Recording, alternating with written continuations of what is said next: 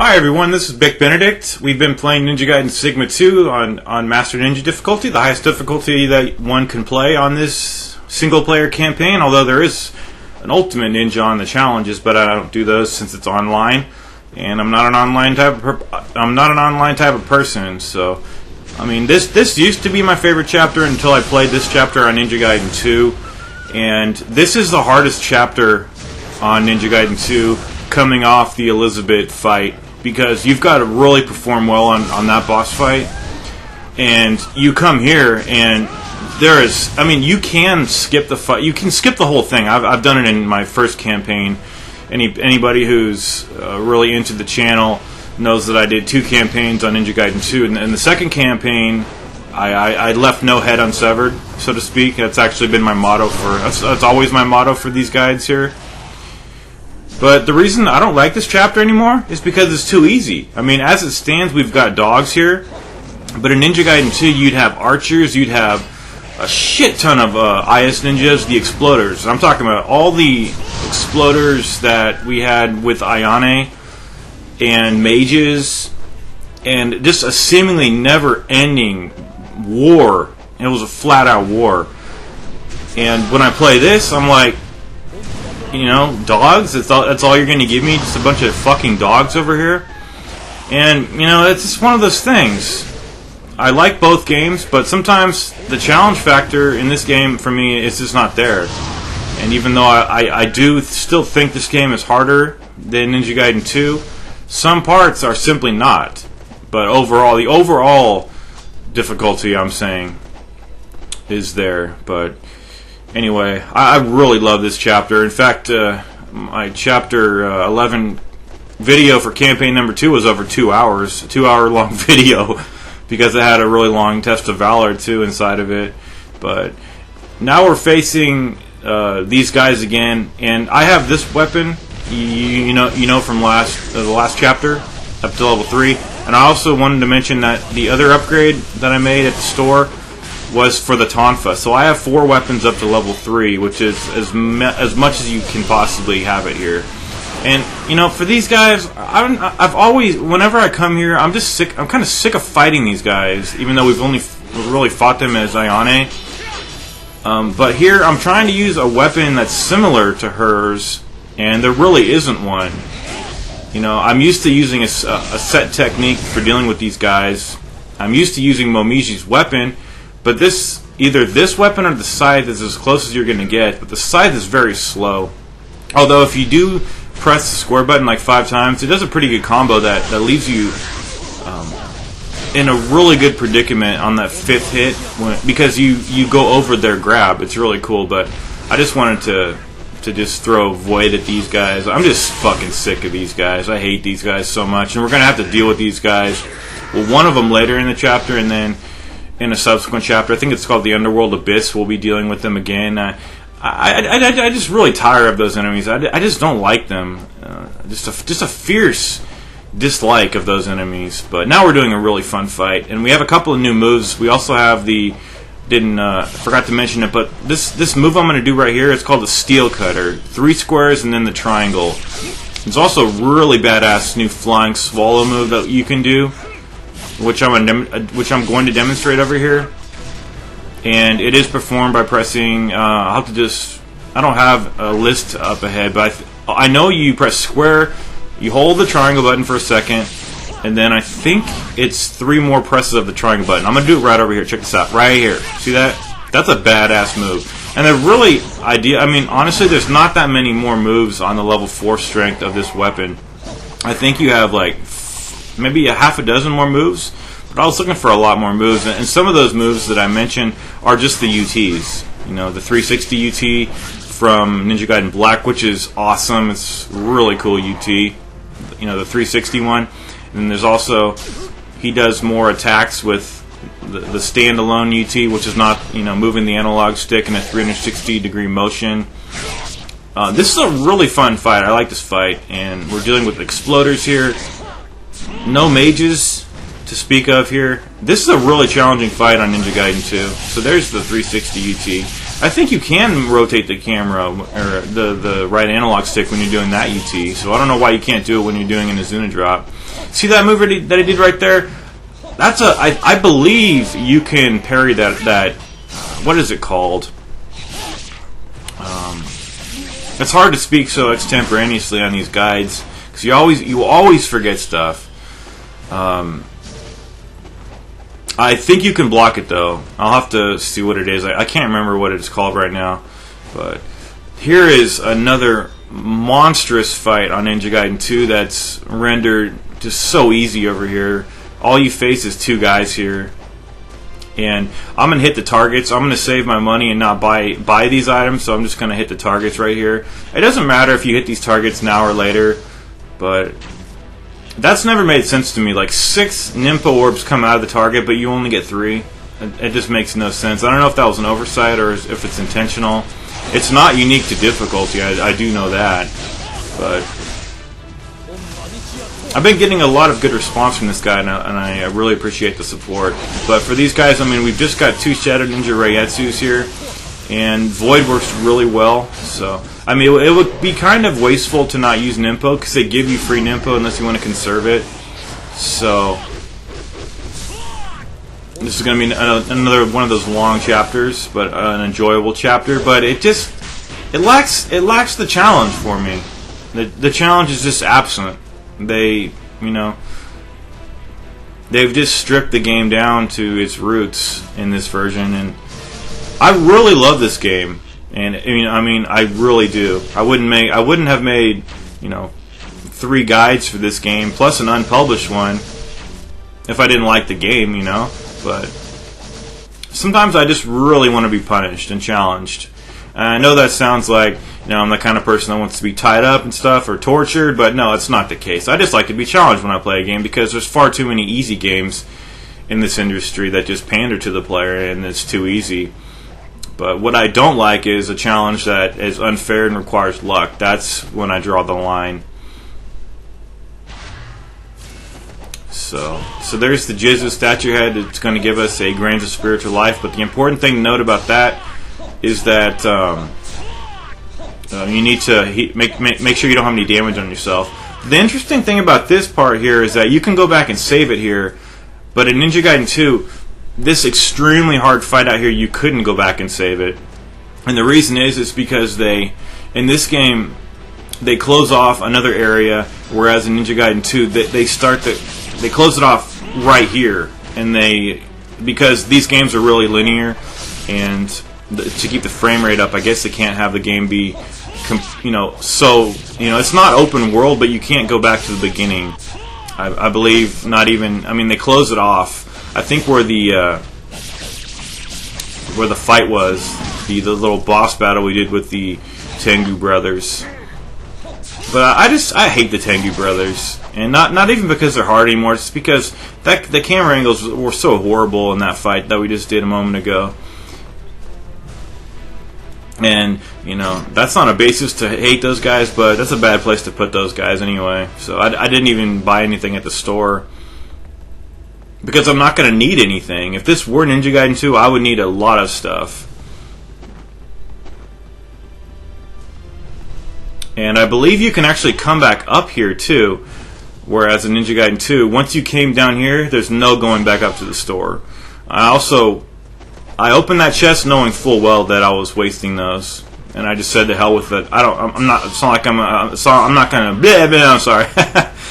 going to use those, so I'm not even going to concern myself with saving them since I'm never going to use them in the first place. So we have an herb of spiritual life over here. You want to get that? Oh, I guess I can't. I have too many items. There's a crystal skull over there if you didn't get it, but make sure you interact with this after you're fully healed, because this thing will give you just healing orbs if you have any damage on yourself. But that's only if you lack the inventory. So now we're going to go back and save it at the save statue and do another battle up ahead.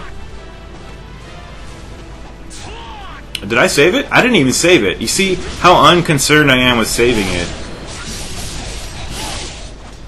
So wow, this UT is really brutal, and I'm really looking forward to using once we get to Blade of the Archfiend, even though our time with it is going to be very brief. So I'm just trying to do new combos. There's another. There's the almost did it. I'm not sure what that move was. I was going to layer some text for the combos, but I decided it's really complicated to do that. I'm not the best with doing that. So I think speaking is better. Ooh, got nailed by that claw grab, or the claw attack right there. So now I'm just going to get a parry. It's a nice parry. Still didn't kill him though. Not even with the True Dragon Sword. The True Dragon Sword is really awesome. Once you get this, the game turns a lot, from fun to even funner.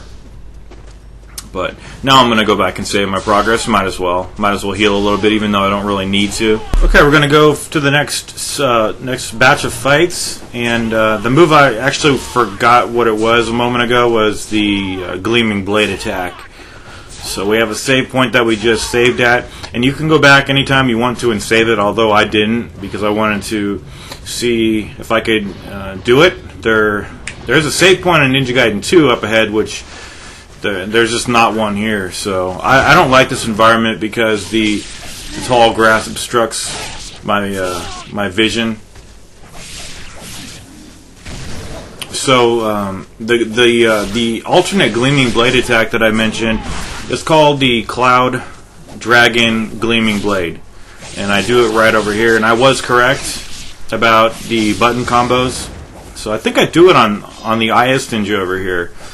It's just square, triangle, hold, and then 3 triangles. I do it right over here. There we go. So once you go up this incline here, you're going to have 2 archers to deal with. So I like to throw Inferno, although this one didn't hit one of them. It should have hit him, but maybe it should have hit him. I don't know. See, sometimes, and he even hit me with one of his arrows. So the archers work differently in this game too. Normally you would stun them with an arrow. Well, you still can, I guess, but it's just not the same. I like having. Not only do I like having IS shurikens. I guess that's a redundant statement because the S in IS is shurikens, but that's like saying incendiary shurikens. So anyway, you can tell I like linguistics. But what I was saying was I like having those shurikens in the game, the incendiary shurikens, and I like being able to charge the bow too. Not only because you can make more, you could do better attacks with it, stronger attacks. It felt like it was a more capable weapon. In this game, it feels decent, but it doesn't seem like it's very powerful. But the problem was in Ninja Gaiden 2, you were always trying to get more arrows. Well, maybe not always, but pretty frequently, I suppose. And the game would have been a lot funner for me if I could have just had unlimited arrows.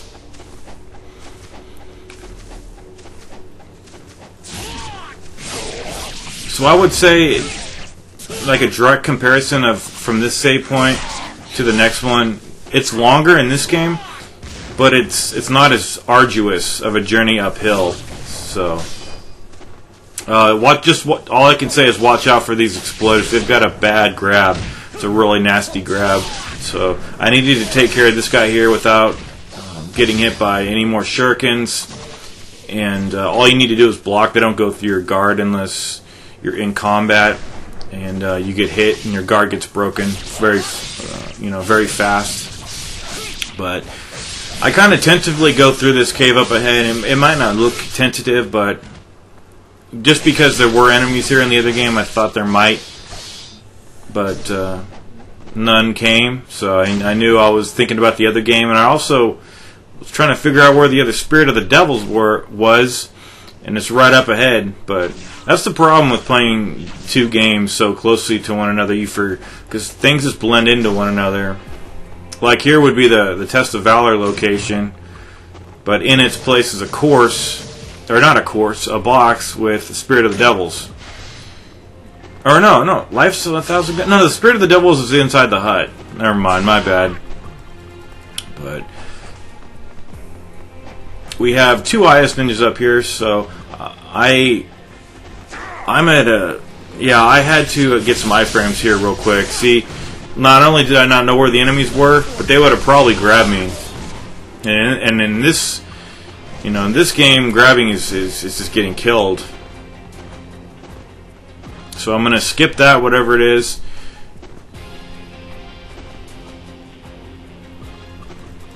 And because normally enemies, I would already be fighting enemies in the other game, but they don't spawn until over here. And what is this? Is this a spirit? Yeah, I think this course here has a spirit of the devils, but notice they don't give you magic. I mean, they only give you a hollow keyflame slot where you're supposed to put the magic, which is understandable in this game, but unacceptable in Ninja Gaiden Black. So I was adhering pretty strictly to my protocol of how I play here, because I did not want to die, lose a lot of progress, and I did a lot of cool moves too. I just wanted to leave the footage in, because when you're proud of stuff, that always happens. Whenever I get really good footage and I'm nearing like a dangerous spot, I fall into being safe than sorry. And I guess us humans, we can never really help doing that. But fortunately, I got a grains, and fortunately also I got a beheading on that mage right here. Normally I jump out here and I use magic, but I didn't use magic until I took care of the mage. But normally I would use magic before that. But that's a long fight before the save point. The good thing about Ninja Gaiden 2 though was there was a save point right below this valley here, and it's just a gorgeous level too. So I'm gonna hit this save point and then drop down, backtrack, get the Life of the Gods, and deal with some more foes. So save it up right here. Okay, in this part you want to jump down, and if you jumped in the location where I did, you're going to spawn this archer. I like to stay here though, because there's another archer directly behind me who can't hit me unless I get into this area, but the game's auto-targeting. Sorry, I have my window open for a second. The game's auto-targeting will get that son of a bitch up there. So we're making our way over here, and this should be familiar territory if you've played the other Ninja Gaiden games, and I hope you have. Part of me also wants to do the Ninja Gaiden 1 game. I want to buy that game again. If anyone's interested, leave a comment, let me know. Let me see how many people are interested in me doing a guide for that game. It's not going to be my next project because I need some space from Ninja Gaiden, but it's probably an inevitability, if I could speak correctly. But it's just that if I get a lot of people wanting it, it'll come sooner than later. Because that's the only one I've never done a guide for. Never really played past chapter 1. So we only need one more Life of the Gods. So hop your way up here. You could jump down that well before, but I like to make my way over to this cable first of all. And we're also going to be doing a scripted fight pretty soon.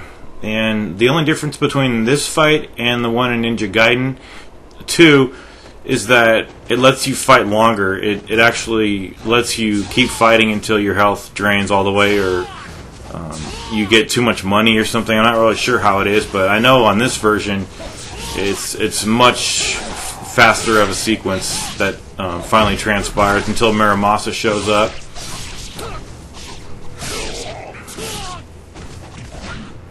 So that was a badass move right there. That was really awesome. Sometimes I toss shurikens. You might see me.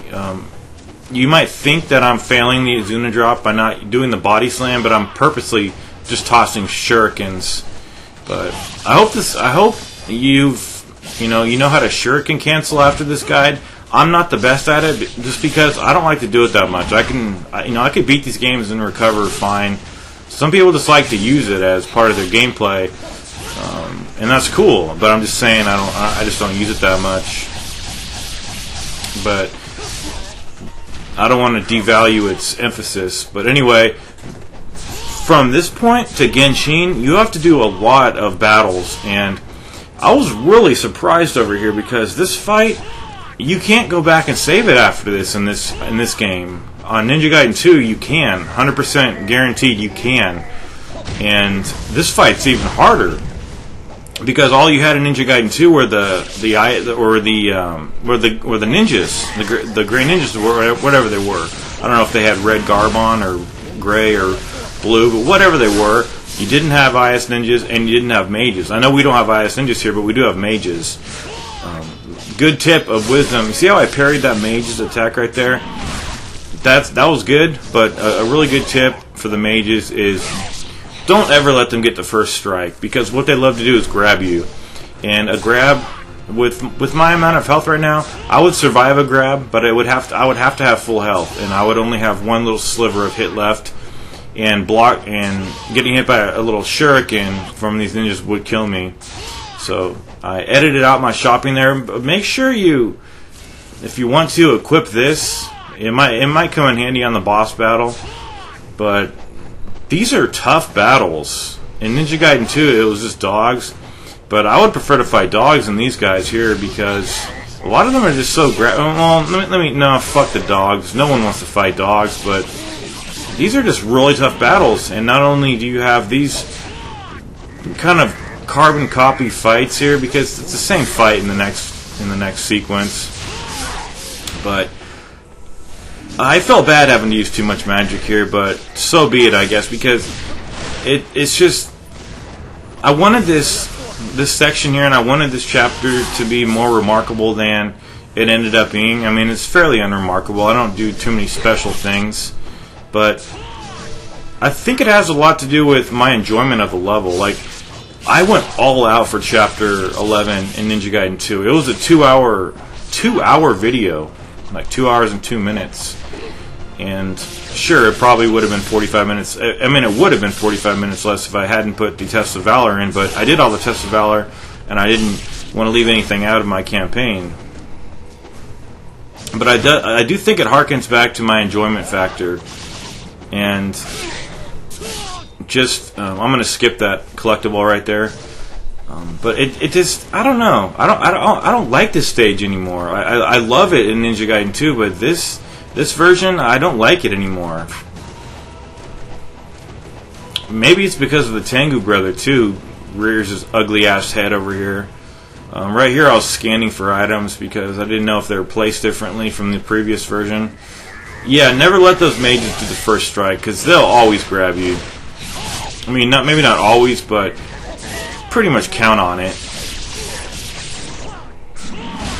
And we've got a Tengu brother. The one Tengu brother who fled, he's going to be... I think he's the one who shows up, and we also have to fight... I think we fight both Tengu brothers, or no, maybe just one in the Underworld Abyss. So this is the last long chapter. This is chapter 14, right? We have 3 more chapters after this, 15, 16, 17, and they're all very brief chapters. But I'm really looking forward to refighting Marbus. I like fighting Marbus, especially as Ryu, because we can match his speed, and it's a much fairer fight.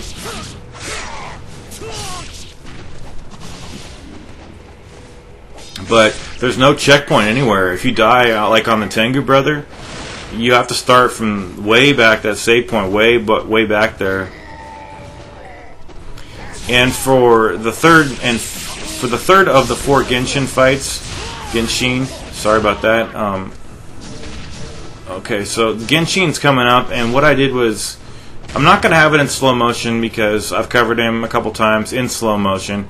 But what I do is I do the steel splitter a couple times on him with the dragon sword. That was a badass move too, but these guys, they kind of feign that they're perished. But what I do on Genshin is, like, I take about half his life off using the dragon sword. And I mean, we've got a level 4 weapon, you might as well make use of it.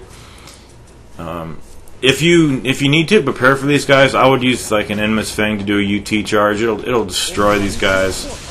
But I'm sick of fighting these Tengu brothers, and I'm sick of looking at them too. I hate it every time I play this game.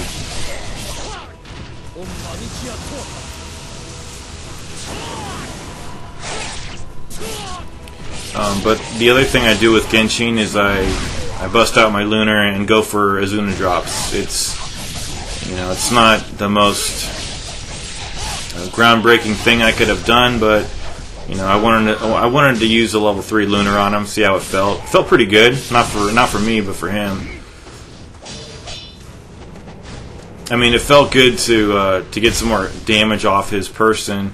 So right here, I had a life. I had a talisman of rebirth just in case this son of a bitch defeated me, but I didn't want to go out just doing UTs. Look how very, very guard savvy these enemies.